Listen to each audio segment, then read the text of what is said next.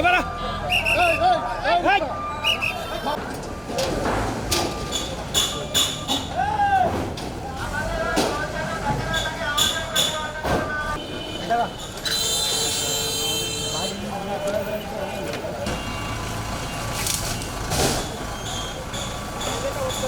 করার জন্য আমরা অনেক চেষ্টা করেছি হাইট রেস্ট্রিকশনটা কমানো, 3.5 মিটার থেকে আমরা 2.5 মিটারে নিয়ে এসেছি।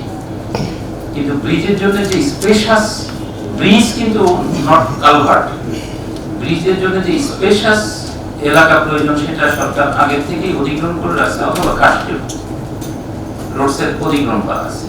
কিন্তু অনেকেই এটা চেপে এসে শহরের সংকুচিত করে ফেলেছে। এমনকি এখন যে আমরা এই বেইলি ব্রিজটা ব্যবহার করি সেটা একেবারে মানে গাড়ি উঠানামাটাও বাধাগ্রস্ত হচ্ছে, এবং যে দোকানগুলো সেই দোকানগুলো কিন্তু হাইলি রিস্কি। তারপরে রডের এবং মাঝে মাঝে যে বের করে হঠাৎ করে এসে সেখানে কিন্তু স্কুইজড হয়ে যায়। তারপরে মোটরসাইকেলের গ্যারেজ দেখছেন একেবারে মানে ব্রিজের মানে রেলিংটা শেষ হলো আর সেখানেই।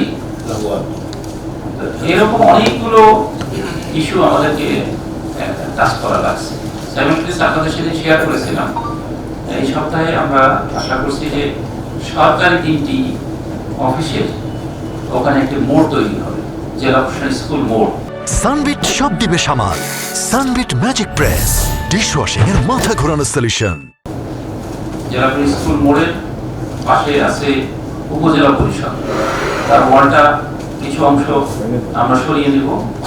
এক পাশে আছে এলজিডি অফিস, আর পাশে আছে মাধ্যমিক শিক্ষা অফিস এবং শিক্ষা প্রকৌশল কর্মকর্তার অফিস।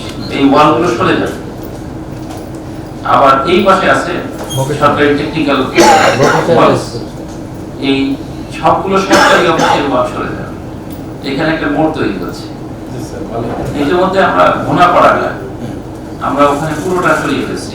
আমরা দেখছেন যে দৃশ্যমান ওখানে 4টা স্থাপনা কাজ শুরু হয়েছে, এবং মাঝখানে এই আজকে মাঝখানে যে ফোয়ারা ছিল ফোয়ারাটা আজকে চলে যাচ্ছে। আজকে ওখানে কাজ শুরু হচ্ছে টাওয়ার লাইট।